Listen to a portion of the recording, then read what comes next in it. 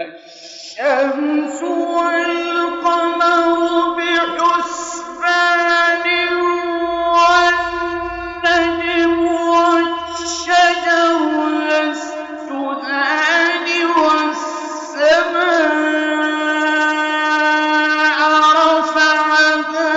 ووضع الميزان ألا تطغوا في الميزان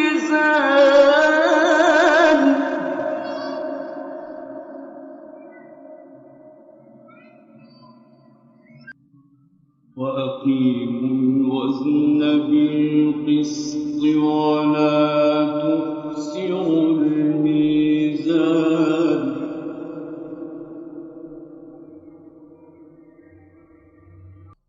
والأرض وضعها للأنام فيها فاكهة والنخل ذات الأكمام والحب ذو العصف والريحان فبأي آلاء ربكما تكذبان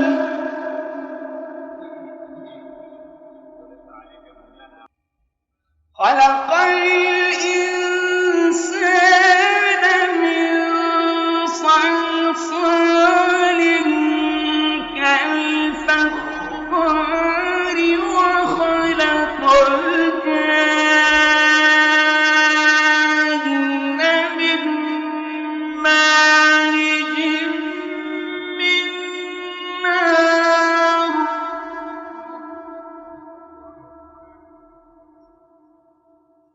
فبأي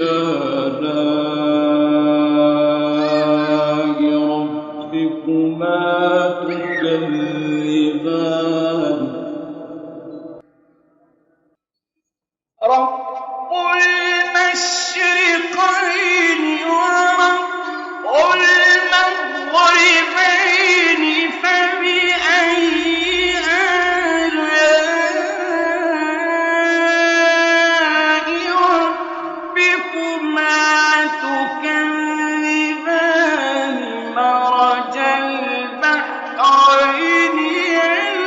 يلتقيان بينهما برزخ لا يبغيان فبأي آلاء ربكما تكذبان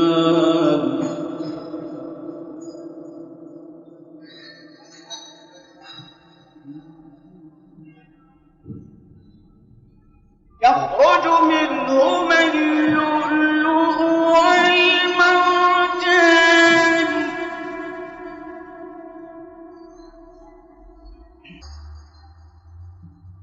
فبأي آلاء ربكما تكذبان